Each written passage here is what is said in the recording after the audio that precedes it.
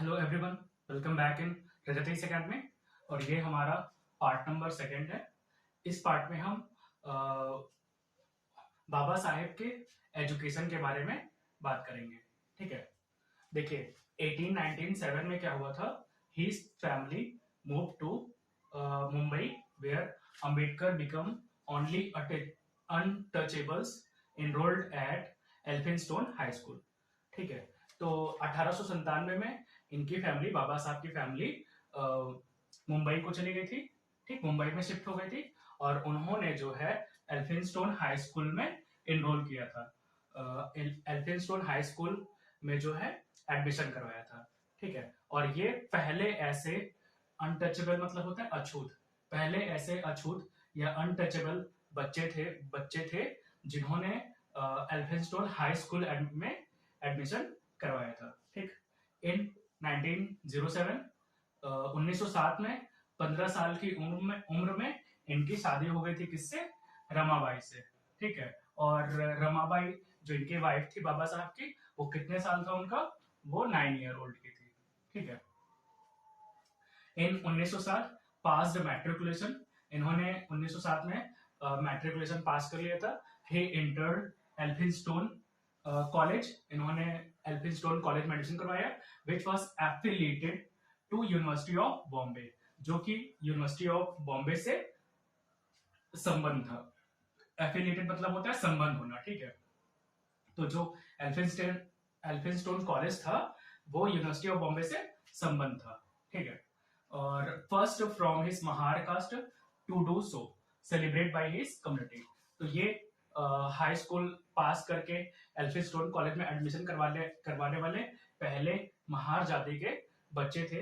इसी वजह से जो इनकी कम्युनिटी के लोग थे उन्होंने इस चीज को सेलिब्रेट किया। ठीक है, उसके बाद 1912 obtain his degree in economics and political science from Bombay university. इसके बाद इन्होंने जो है बॉम्बे यूनिवर्सिटी से डिग्री हासिल की, किसमें? इकोनॉमिक्स और पॉलिटिकल साइंस में। And prepare to take up employment in the with the Baroda state government. और फिर उसके बाद इन्होंने सोचा कि हमें जो है बड़ौदा स्टेट गवर्नमेंट के साथ जो है वर्क करना चाहिए। ठीक है, और इसके बाद क्या होता है, इनके पिता की डेथ हो जाती है, इनके पिता का स्वर्गवास हो जाता है 1913 में, 2 फरवरी 1913 को। ठीक है, 1913 में जब ये बाबा साहब हमारे 22 वर्ष के थे तो उन्हें एक स्कॉलरशिप प्रदान की गई थी। किसके द्वारा? बड़ौदा स्टेट स्कॉलरशिप प्रदान की गई थी। किनके द्वारा? सयाजीराव गायकवाड़ थर्ड के द्वारा। ठीक है, जिन्हें गायकवाड़ और बड़ौदा भी बोलते थे। ठीक है, और कितने साल के लिए? 3 साल के लिए। ठीक है, इन्हें स्कॉलरशिप प्रदान की गई और इन्हें कितना मिलता था 3 साल के लिए? हर महीने इन्हें जो है 11.5 स्टर्लिंग, ठीक है, पर मंथ इन्हें दिया जाने लगा। और प्रेजेंट टाइम में एक स्टर्लिंग की वैल्यू कितनी है? लगभग 105 रुपए है। ठीक है, उन्हें जो है 11.5 स्टर्लिंग हर महीने दिया जाने लगा स्कॉलरशिप के रूप में। और प्रेजेंट टाइम में एक स्टर्लिंग की वैल्यू कितनी है? 105 रुपए। तो अगर हम 105 का 11 से गुणा करेंगे तो प्रेजेंट टाइम के हिसाब से उन्हें 1207.5 रुपए हर महीने दिया जाने लगा था। ठीक है, आप इसका स्क्रीनशॉट लेकर नोट कर लीजिए।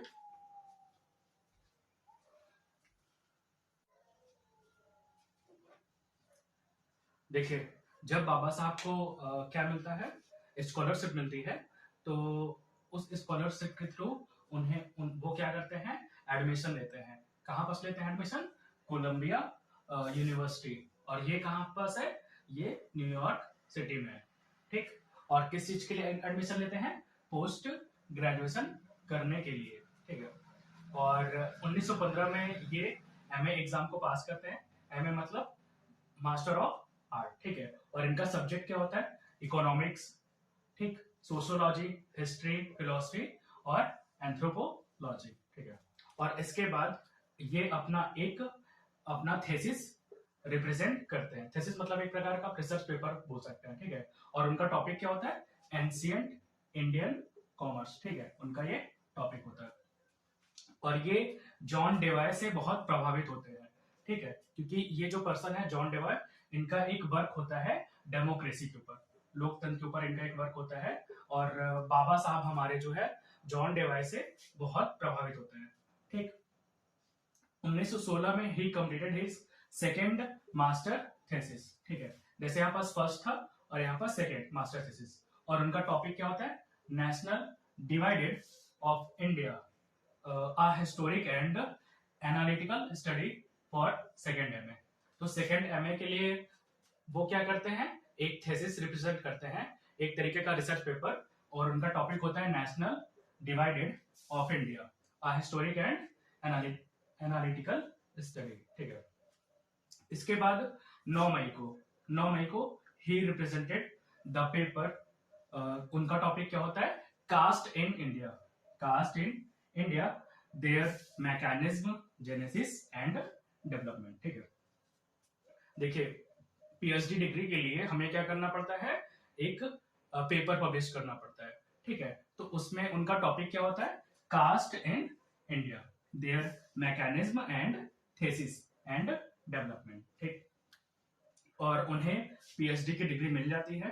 कब मिलती है? 1927 में कोलंबिया यूनिवर्सिटी से, ठीक है। और पीएचडी का फुल फॉर्म होता है डॉक्टरेट ऑफ फिलोसफी। आप इसका स्क्रीनशॉट ले लीजिए।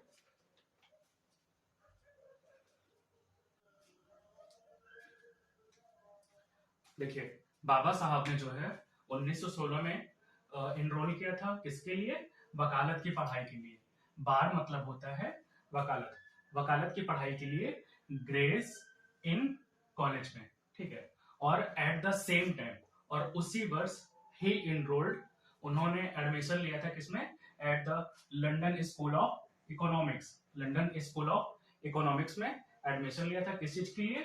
Where he started working on doctoral thesis, ठीक है, डॉक्टोरल थीसिस के लिए। देखिए, पीएचडी करने के बाद वो डॉक्टोरल थीसिस के लिए अप्लाई करे थे पढ़ने के लिए, किसमें? लंदन स्कूल ऑफ इकोनॉमिक्स से। और ये जो डिग्री होती है ना, वो पीएचडी डिग्री से बड़ी होती है। अभी हम आपको बताएंगे आगे। 1917 June he return to India because his scholarship from Baroda ended, ठीक है। तो जो इनकी स्कॉलरशिप थी 3 साल के लिए, वो समाप्त हो चुके थे, और इसी वजह से उन्हें 1917 में पढ़ाई छोड़ करके वापस आना पड़ा, ठीक। लेकिन यहाँ पास वापस आने के बाद उन्हें फिर से परमिशन मिल गई। He got permission to return to London to submit his thesis within 4 year, और उन्हें फिर से परमिशन मिल गई कि आप जा करके अपना जो थीसिस है उसको कंप्लीट करके वापस आइए। तो वो फिर से वापस ले जाते हैं। 1921 में क्या होता है? ही completed his master degree in, उनका टॉपिक क्या होता है? 1921 में उन्होंने मास्टर डिग्री को कंप्लीट किया, और his thesis was the problem of rupee, its origin its solution. उनका टॉपिक होता है the problem of rupee, its origin and solution, ठीक है। और उसके बाद इन्होंने क्या किया? डीएससी 1923 में क्या किया? Completed a DSc. डीएससी का फुल फॉर्म होता है doctoral of science in economics, economics में, which was awarded from university of London. और यूनिवर्सिटी ऑफ लंदन के थ्रू उन्हें प्रदान किया गया था, ठीक है। डीएससी एक, देखिए, इंडिया में डीएससी नहीं होता है, ठीक है। यहाँ पास क्या होता है? पीएचडी होता है। लेकिन अदर कंट्री में, कुछ कंट्री में पीएचडी से बड़ी एक पढ़ाई होती है, जिसे हम लोग बोलते हैं डीएससी, ठीक है। फुल फॉर्म क्या है? Doctoral of science. ये पीएचडी से बड़ी होती है, और इसका जो साल होता है करने का, वो लगभग 6 से 8 साल का होता है। तो बाबा साहब ने पीएचडी करने के बाद डीएससी किया है, जिसे डॉक्टरल ऑफ साइंस बोलते हैं। और इनका टॉपिक जो होता है, इनका टॉपिक नहीं लिखा गया, और उन्होंने इकोनॉमिक्स में जो है डीएससी की डिग्री प्रदान की थी, ठीक है। और कहां से किए थे? University of London. और उसी साल 1923 में, in the same year, he was called to bar by Gray's Inn. जो ग्रेज इन कॉलेज, यहाँ देखिए, उन्होंने क्या किया था? एडमिशन करवाया था, किसके लिए? वकालत के लिए। तो जिस साल उन्होंने डॉक्टोरल डीएससी की डिग्री प्राप्त की, उसी साल उन्हें बार ग्रेस इन कॉलेज से बार की भी डिग्री मिल गई, ठीक है। मतलब वो अब वकालत कर सकते थे, वकालत करने के लिए अब वो एलिजिबल है, ठीक है। आप इसका स्क्रीनशॉट ले लीजिए।